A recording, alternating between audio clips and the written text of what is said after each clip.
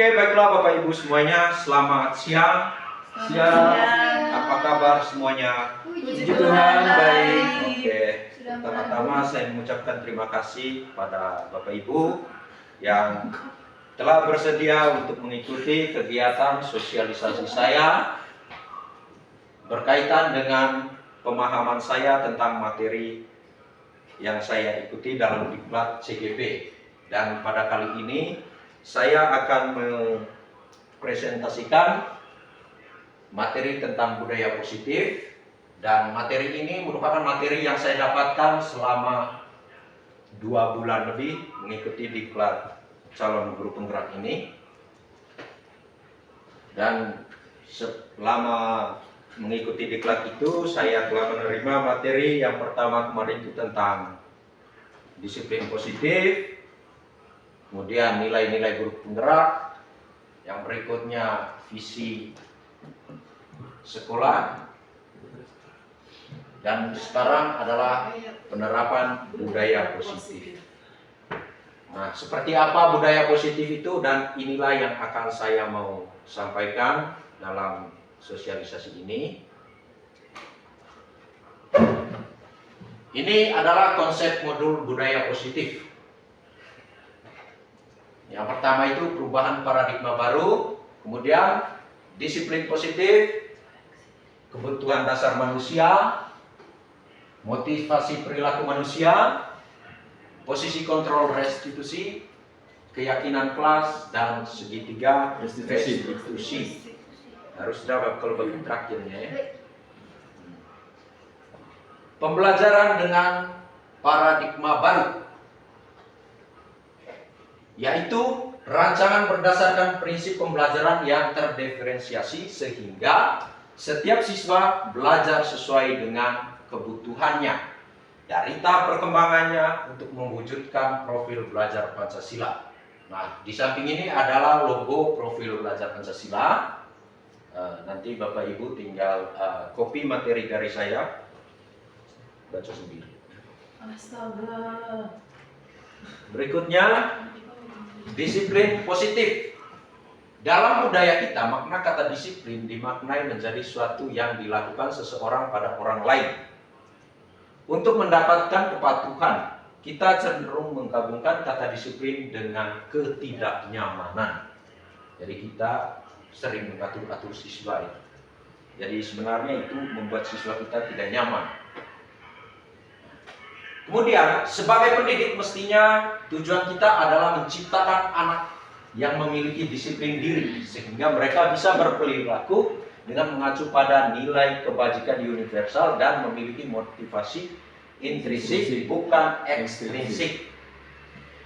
Disiplin positif merupakan salah satu cara penerapan disiplin yang bertujuan untuk menumbuhkan kesadaran serta memperdayakan anak untuk melakukan sesuatu tanpa sogokan, ancaman, apalagi memberikan mereka hukuman.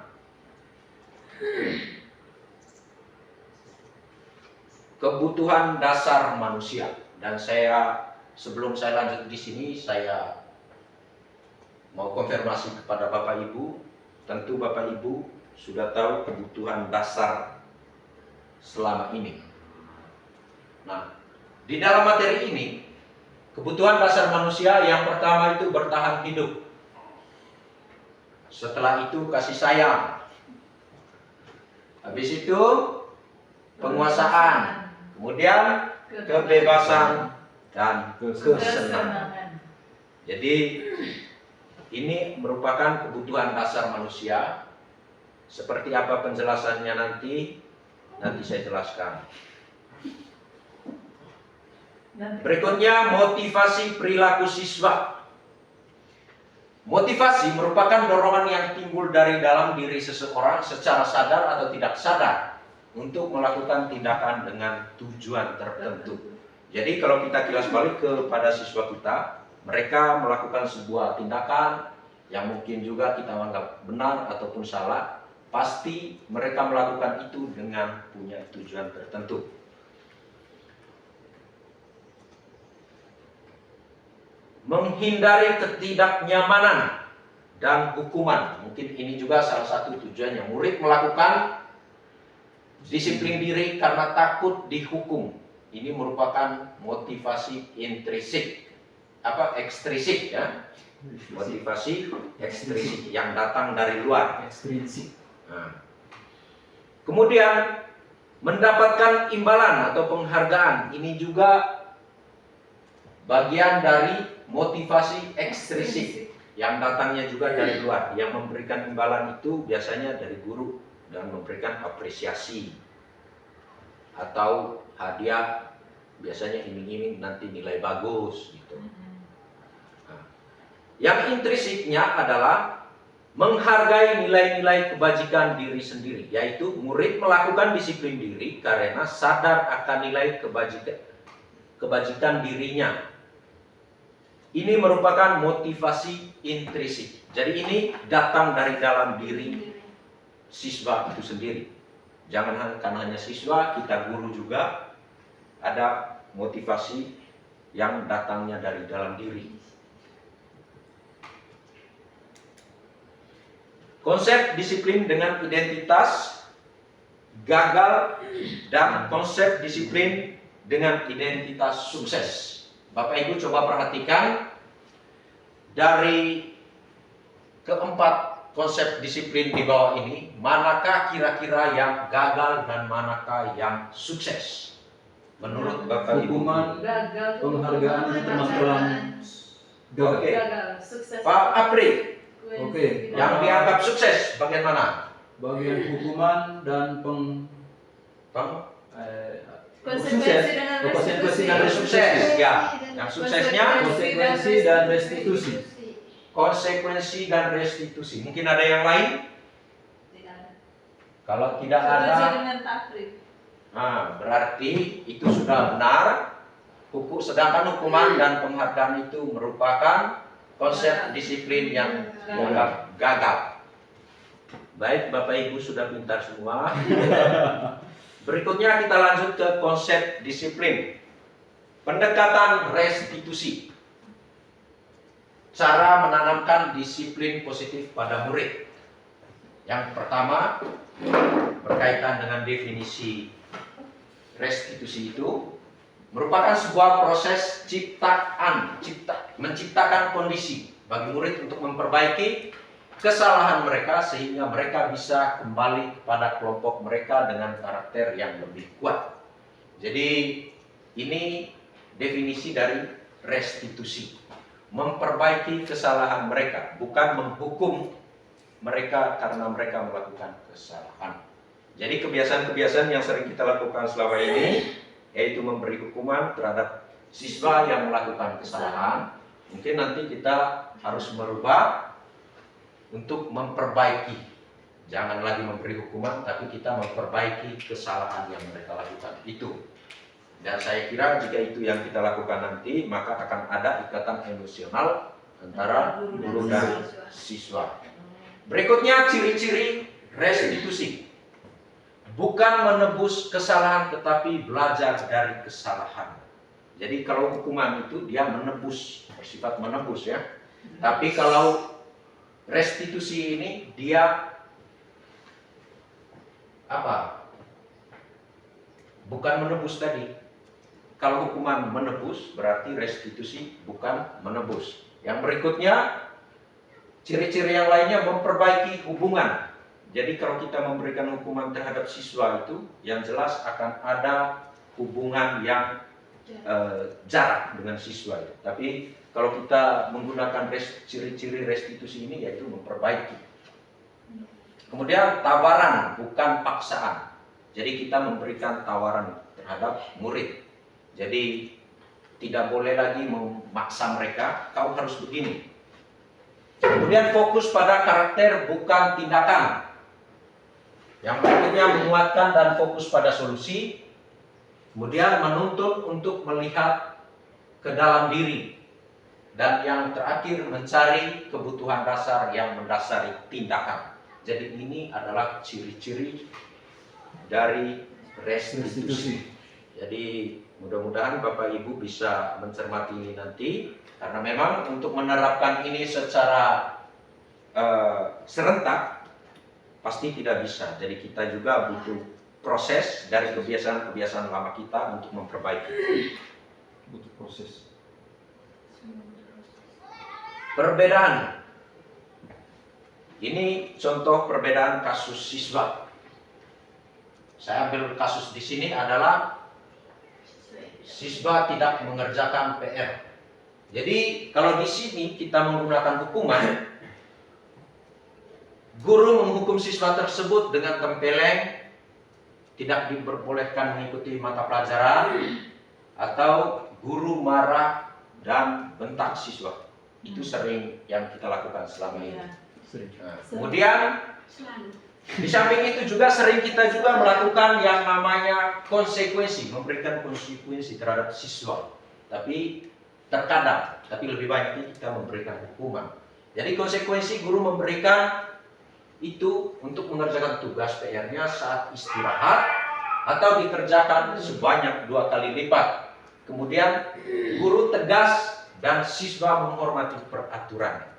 Jadi kalau guru sudah tegas, aturannya tadi dia harus mengerjakan tugas 2 kali lipat. Nah, jadi siswa harus mengikutinya. Kemudian pada restitusi guru menanyakan keyakinan kelas. Kita membantu siswa menyelesaikan masalahnya. Jadi di situ ada penyelesaian dengan menggunakan pertanyaan, apa alasan kamu tidak mengerjakan tugas?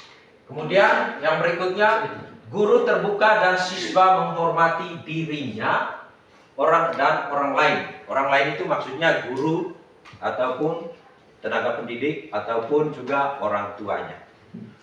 Itu perbedaan hukuman, konsekuensi, dan restitusi. Dalam contoh kasus siswa tidak mengerjakan tugas. Pintar. Yang berikutnya 5 posisi kontrol restitusi. Posisi kontrol yang pertama itu penghukum. Kemudian yang kedua membuat rasa bersalah. Yang ketiga teman. Yang berikutnya pemantau, dan yang terakhir manajer. Dari kelima posisi kontrol ini saya mau konfirmasi kepada Bapak Ibu guru semuanya, kira-kira selama ini posisi kontrol mana yang dipakai oleh Bapak Ibu dalam menangani siswa? Penghukum Pak, kalau saya. Ya, Ibu Penghukum. penghukum. Saya pemantau. Saya masih Pemantau. Ibu posisi teman. ada penghukum, pembuat rasa bersalah, ada teman, ada pemantau. Yang tidak ada manajer. Jadi mungkin ini juga yang mesti kita cermati nanti untuk diperbaiki. Jadi kebiasaan-kebiasaan lama kita itu mesti harus diubah nantinya. Contoh penerapan 5 posisi kontrol. Nah, ini adalah kasus kedua. Ya. Kalau tadi kasus yang pertama itu berkaitan dengan restitusi, ini kasus keduanya. Jadi penghukum. Biasanya di situ coba ya sudah. Dalam posisi kontrol yang pertama sebagai penghukum itu patuhi aturan sekolah lalu berdiri di depan barisan. Ini sering kita lakukan ya. Ketika ada siswa yang melakukan kesalahan, maka dengan tegas guru memberikan hukuman terhadap siswa itu. Kemudian membuat rasa bersalah atau pembuat rasa bersalah. Berapa kali Pak Guru harus memberitahu kamu, saya kecewa sama kamu. Nah, ini kalimat-kalimat yang membuat siswa itu merasa bersalah. Kemudian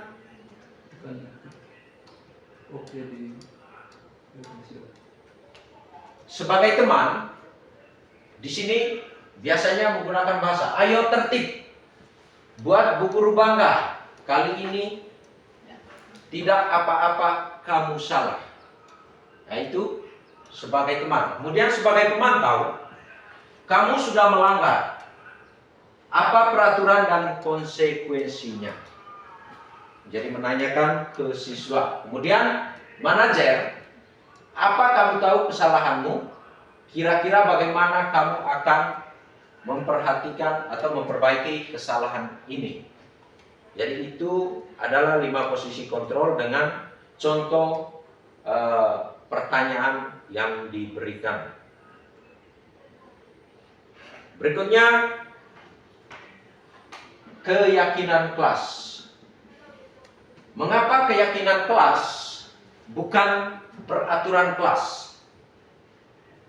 Di sini, keyakinan kelas mencerminkan nilai-nilai dan prinsip yang kita pegang bersama sebagai komunitas belajar. Ini bukan hanya tentang aturan yang harus ditaati, tetapi lebih tentang membangun budaya saling menghormati, kerjasama, dan tanggung jawab. Dengan keyakinan, kita menciptakan lingkungan di mana setiap individu merasa dihargai dan didukung untuk berkembang. Sedangkan peraturan bersifat kaku dan dapat terasa memaksa. Nah, membangun keyakinan kelas itu sama dengan menumbuhkan rasa memiliki dan komitmen bersama. Setiap orang terlibat dalam menciptakannya dan memelihara lingkungan belajar yang inklusif dan suportif. Oleh karena itu, mari kita bersama-sama merangkul keyakinan kelas sebagai fondasi dari interaksi kita terhadap murid, sehingga kita dapat menciptakan pengalaman belajar yang lebih bermakna dan berkelanjutan. Ini bagian dari contoh pertanyaan pemantik dari keyakinan kelas. Mengapa kita memiliki peraturan tentang penggunaan helm pada saat mengendarai kendaraan roda 2? Demi keselamatan. Kira-kira kenapa Bapak Ibu kita harus menggunakan helm? Demi keselamatan. Demi Keselamatan. keselamatan. Oke. Mengapa kita memiliki peraturan tentang menggunakan masker dan mencuci tangan setiap saat? Demi kesehatan. Menjaga kesehatan supaya sehat, kuat, Virus. sehingga virus tidak mudah masuk ke dalam tubuh kita. Ini adalah contoh dokumentasi tentang bagaimana saya menerapkan membuat keyakinan kelas kemarin. Di situ saya ada contoh berdiskusi tentang peraturan. Di situ saya mensosialisasikan tentang peraturan-peraturan yang sudah ada sebelumnya. Di situ juga saya mengajak siswa untuk menganalisa peraturan itu untuk diubah kemudian menjadi keyakinan. Nah, dari peraturan itu nanti kemudian ada dokumentasi sebelahnya merumuskan peraturan menjadi keyakinan. Karena setelah dianalisis tadi oleh siswa, mereka mengubahnya menjadi keyakinan. Setelah dibuat menjadi keyakinan menurut mereka, mereka menempelkan keyakinan kelas itu pada plano yang sudah disiapkan.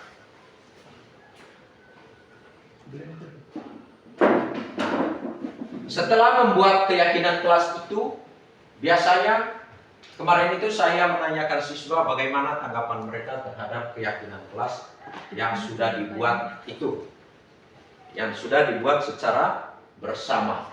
Jadi kita harus menanyakan bagaimana tanggapan mereka. Kalau yang saya terapkan kemarin itu siswa semua responnya baik. Mereka ya sangat antusias, mereka bangga karena tidak bersifat memaksa lagi di situ, tetapi mengajak ya, bersifat mengajak mereka di situ. Sehingga timbul niat dari dalam diri mereka untuk menjadikan itu sebagai sebuah keyakinan. Nah, ini adalah segitiga restitusi. Di sini yang pertama, validasi tindakan yang salah. Di sebelahnya itu ada pertanyaan, kamu ada pernyataan, kamu tentu punya alasan mengapa melakukan itu. Adakah cara yang lebih efektif untuk mendapatkan apa yang kamu butuhkan? Nah, itu pernyataan berkaitan dengan bagaimana kita melakukan validasi tindakan yang salah dari murid. Kemudian menstabilkan identitasnya. Setiap orang pasti pernah melakukan kesalahan. Itu pernyataannya. Kemudian kamu bukan satu-satunya yang pernah melakukan ini. Nah, bisa dilanjutkan juga, termasuk saya juga pernah melakukan kesalahan, dan salah itu adalah sifat manusiawi. Kemudian menanyakan keyakinan mereka. Keyakinan kelas apa yang telah kita sepakati?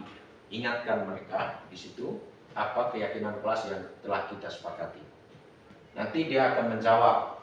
Kemudian kamu ingin menjadi orang yang seperti apa? Mungkin nanti dia sebut itu, saya mau jadi seperti Rocky Gerung, Anies Baswedan, atau seperti siapalah tokoh-tokoh yang terkenal itu. Nah, itu berkaitan dengan segitiga restitusi. Nah, saya kira sosialisasi saya berkaitan dengan penerapan budaya positif sampai di sini, dan harapan saya bagi Bapak Ibu guru semuanya, ini adalah materi yang saya dapatkan dalam Diklat CGP. Mari kita bekerja sama untuk coba dan berusaha menerapkan budaya positif di sekolah kita. Jadi kita tinggalkan kebiasaan lama kita sebagai penghukum. Sekarang mari kita mengubahnya dengan menerapkan budaya positif. Jadi sampai di sini saja materi yang akan saya sampaikan pada saat ini.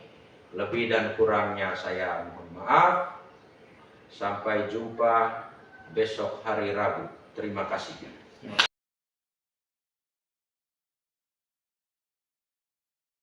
Selamat siang semuanya. Selamat siang, Pak. Apa kabar? Baik. Terima kasih. Saya mau cek dulu kehadiran kalian hari ini. Apakah di antara kalian, teman kiri kanan di samping kalian itu ada yang tidak hadir? Tidak ada. Hadir semua. Baik, terima kasih kalau begitu. Dan hari ini saya mau mengajak kalian untuk membuat keyakinan kelas. Jadi tentu sebelumnya kalian sudah pernah dengar apa itu keyakinan. Jadi keyakinan itu beda dengan aturan ya. Jadi keyakinan itu yang datang dari dalam diri kalian. Kalau aturan itu datangnya dari luar ke kalian. Dan kemudian kalau aturan itu ada sanksinya yang diberikan, sedangkan keyakinan itu hanya konsekuensi. Nah, dalam membuat keyakinan kelas ini, satu yang perlu kalian pahami juga adalah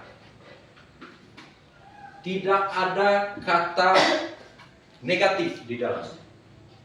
Jadi membuat keyakinan kelas itu menggunakan kata positif.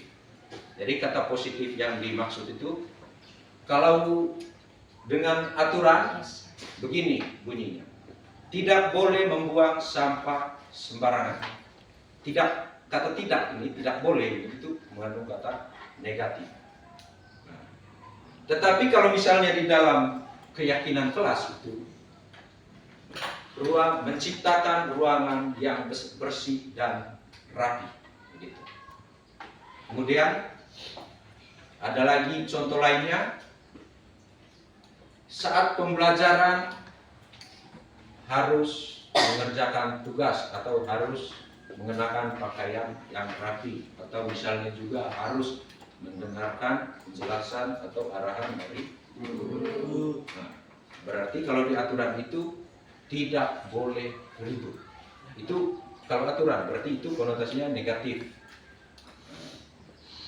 Jadi sebentar ini kalian menuliskan keyakinan kelas itu dengan menggunakan bahasa positif, dan kalau sudah selesai nanti kalian langsung datang ke di sini. Jadi saat ini saya akan membagikan kertas post-it-nya kepada kalian, dan silakan dipikirkan apa yang mau dibuatkan tentang keyakinan kelas kita.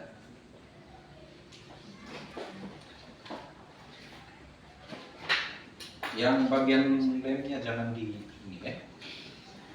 Itu bagian lem.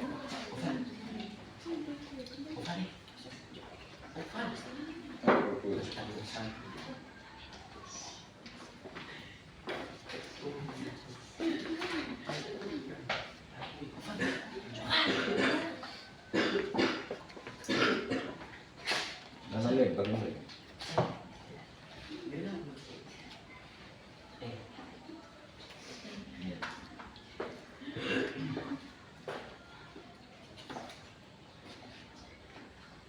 Silakan dituliskan yang sudah dapat kertas.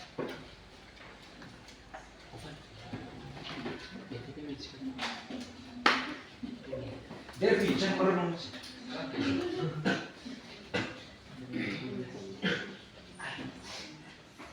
Sudahlah. Ya, silakan dituliskan dengan menggunakan bahasa positif. Tulis saja apa yang menurut kalian nyaman untuk menciptakan ruangan belajar yang tenang dan tertib. Dituliskan saja. Tidak usah tulis nama, karena ini untuk ya, keyakinan kelas kita semua.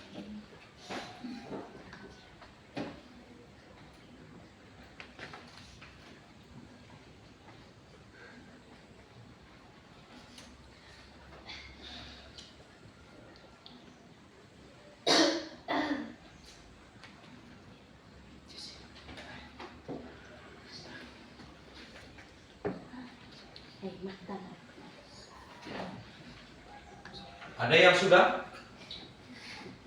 Kalau sudah, datang langsung tempel di sini. Ya, rilis. Mulai dari bagian atas.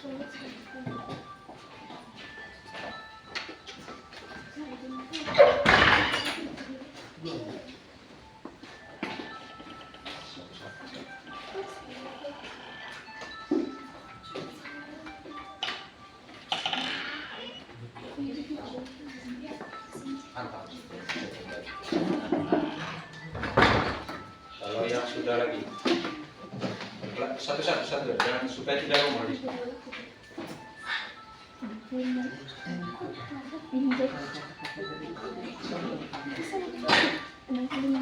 Yang berikut. Ke bawah.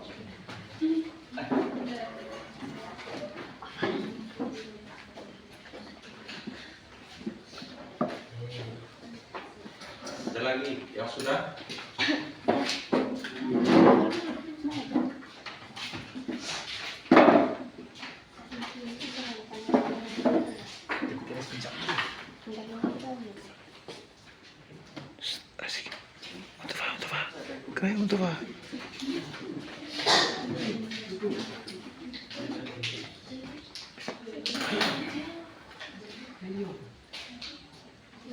Masih ada yang belum?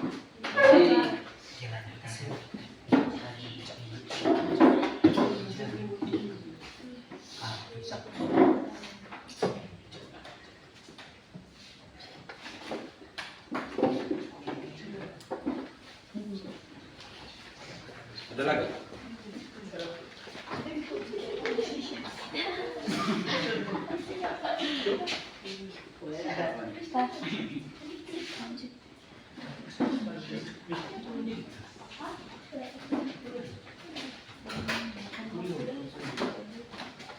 Sudah semua? Sudah, Pak. Oke.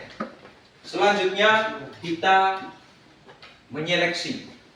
Nanti yang sama tetap dipakai, tetapi dicopot satunya saja yang ditampilkan di sini.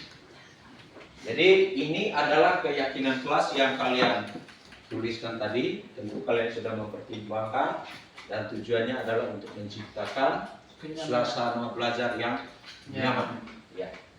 Oke, sekarang saya akan membacakan. Yang pertama, selalu menjaga kebersihan dalam ruang belajar. Kemudian datang sekolah tepat waktu, lebih awal dari guru. Kemudian guru masuk kelas, semua siswa wajib mengucapkan salam. Datang sekolah tepat waktu, berarti sama ya? Berarti copot satunya ya. Harus menjaga kebersihan kelas, menghormati guru yang sedang menjelaskan materi. Kalau kebersihan ini ada dua ya. Kemudian mengikuti mata pelajaran dengan tepat waktu. Jadi ini tadi sama datang sekolah tepat waktu. Dan tanggalkan dia. Yang berikutnya, membuang sampah pada tempatnya dan membersihkan kelas setiap hari. Kemudian saya ingin di dalam kelas memiliki suasana yang damai dan tentram. Berarti menciptakan ruangan belajar yang aman ya. Kemudian tidak boleh menggunakan jaket pada saat pelajaran. Nah, ini nanti harus diterapkan. Kemudian datang sekolah harus ingatkan waktu sama ya. Kemudian disiplin dalam berpakaian. Jadi yang mesti ini yang ini ya. Yang menggunakan jaket tadi. Nah ini lebih umum. Harus menjaga kebersihan kelas dan menghormati guru sama yang ini.